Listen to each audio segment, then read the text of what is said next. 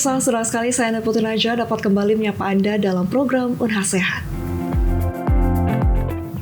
HIV/AIDS, masalah kesehatan yang masih menjadi keprihatinan di Indonesia.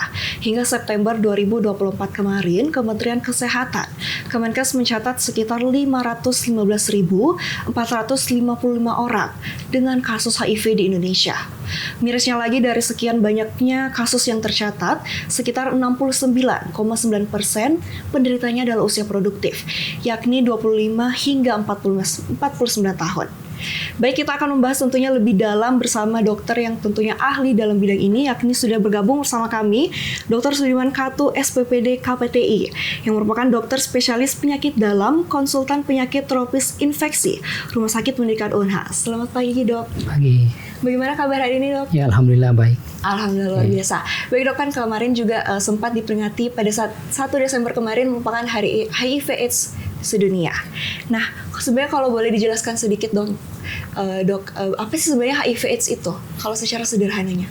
Ya, baik. Terima kasih. Jadi HIV itu Human Immunodeficiency Virus. Dulu itu menginfeksi binatang. Jadi dulu namanya SIV, Simian Immunodeficiency Virus.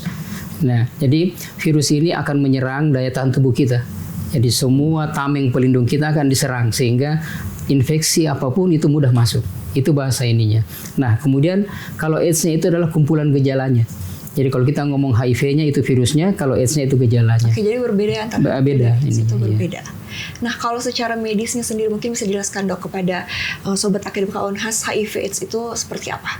Ya, jadi kalau kita ngomong HIV kan itu virusnya.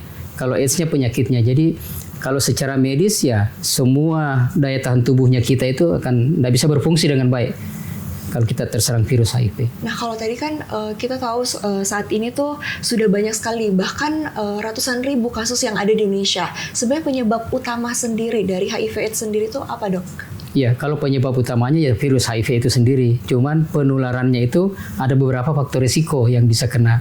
Misalnya kan kalau di kami itu ada istilah ponci. Ponci itu populasi kunci.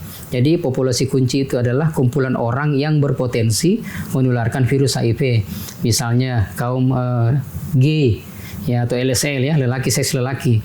Kemudian narapidana, pasangan ODA itu orang dengan HIV/AIDS. Sekarang lebih vulgar lagi karena disebut ODIF, orang dengan HIV/AIDS. Itu salah satu contoh dari populasi kunci. Nah, kalau begitu kan apa sebenarnya yang mungkin angkanya tuh melonjak tinggi, apalagi kalau sampai saat ini angkanya meningkat terus tuh, Dok. Iya, karena perilaku berisiko itu masih jalan. Kita belum punya undang-undang misalnya si A positif HIV, kemudian menularkan ke si B, harus dipidanakan. Itu kan belum ada. Tapi kita hanya bisa mendonggol dalam hati bahwa ini kok menularkan. Satu, yang kedua permisif. Kita masyarakat Indonesia itu lebih senang ya melihat orang-orang yang berpenampilan gemulai. Kita cenderung tertawa, ya, senang melihat orang gemulai. Padahal kalau laki-laki yang gemulai itu harus kita cut dari awal bahwa itu tidak benar perilaku begitu. Tapi kan kita permisif.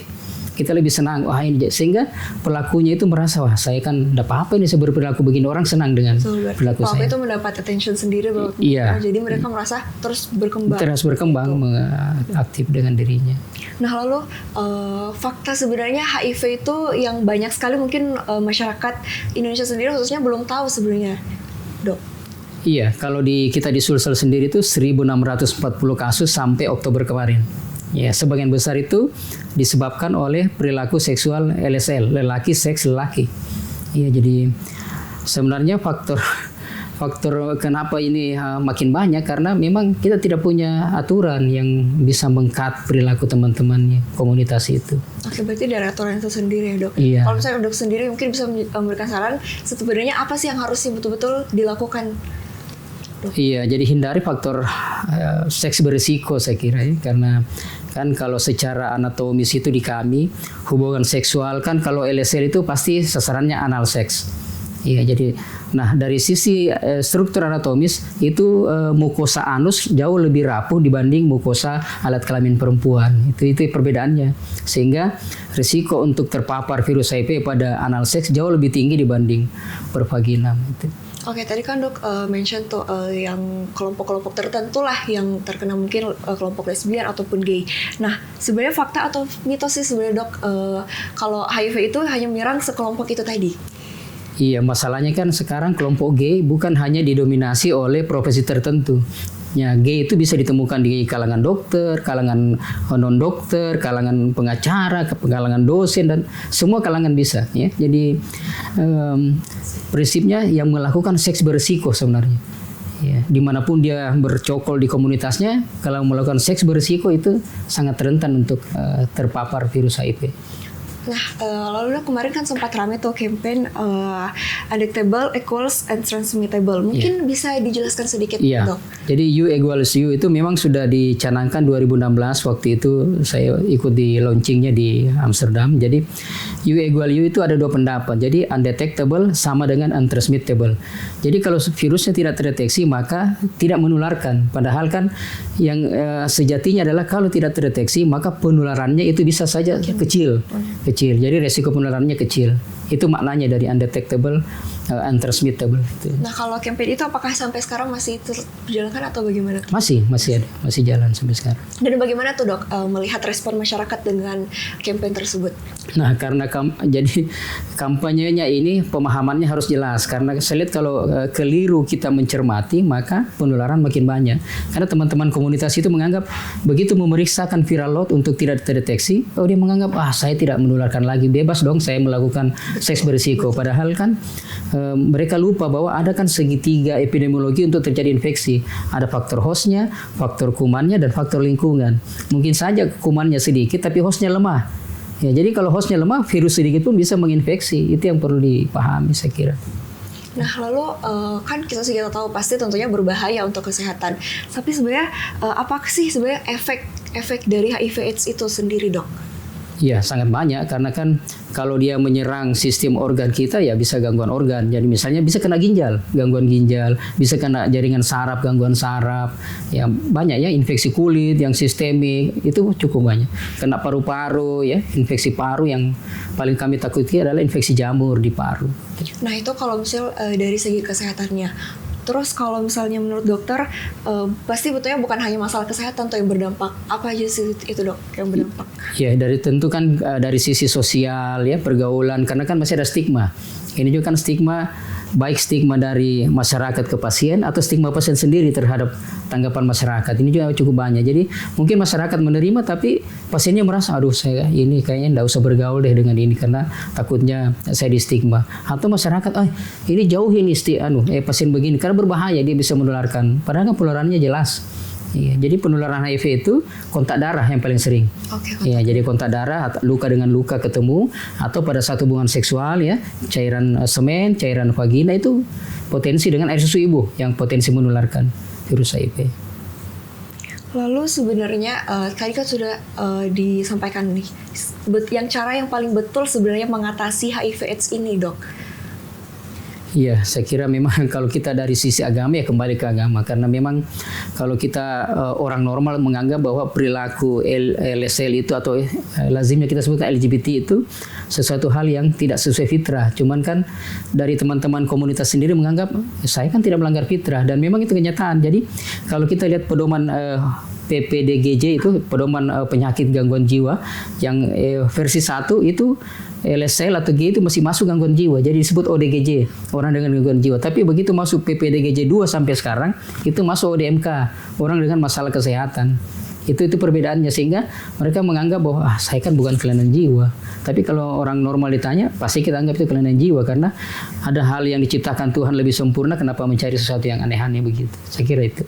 Nah, Dok, kalau kita lihat nih yang sering terjadi di masyarakat tuh kalau misalnya ada seseorang tuh yang misalnya terkena HIV/AIDS, pasti tuh kita langsung berperilaku kayak, jangan deh mendekat, tidak boleh mendekat, jangan mendekat.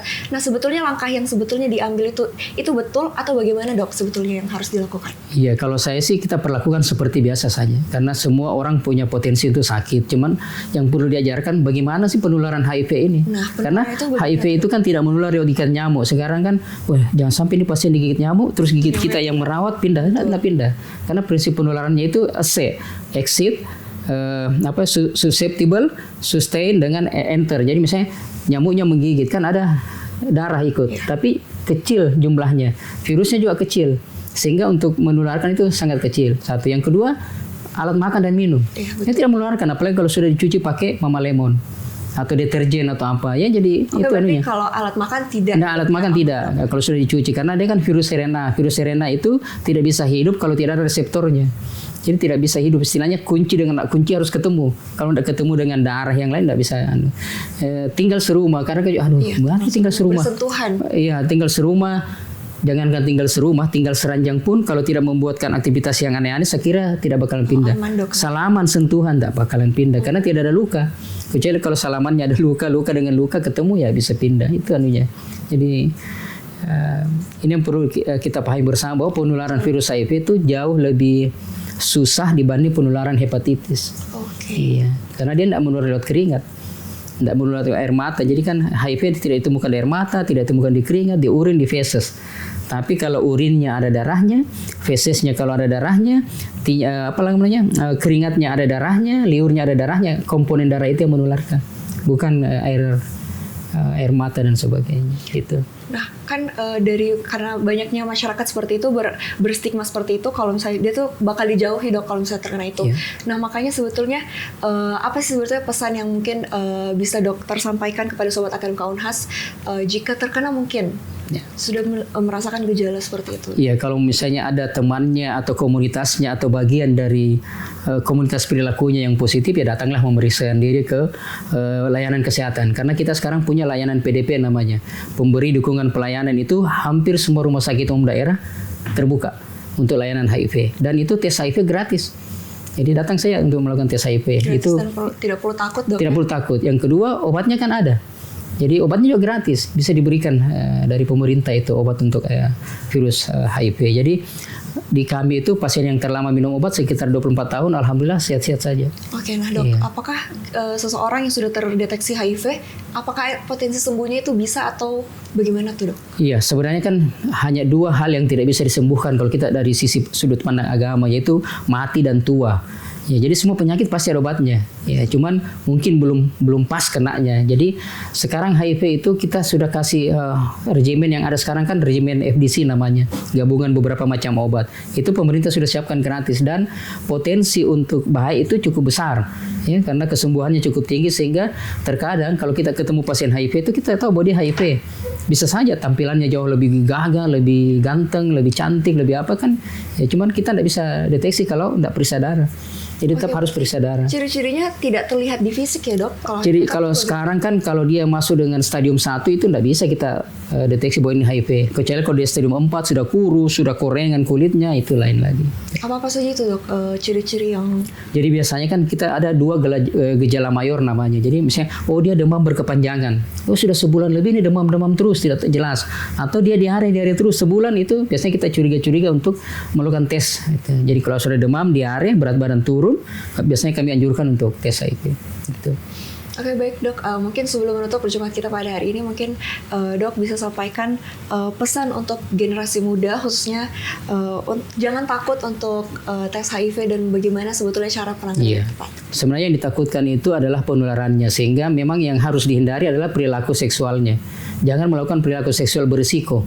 Iya, satu. Yang kedua, kalau ada kecurigaan ke arah infeksi virus tersebut, jangan ragu untuk melakukan tes, karena itu gratis, disiapkan oleh pemerintah, dan obatnya juga sudah tersedia.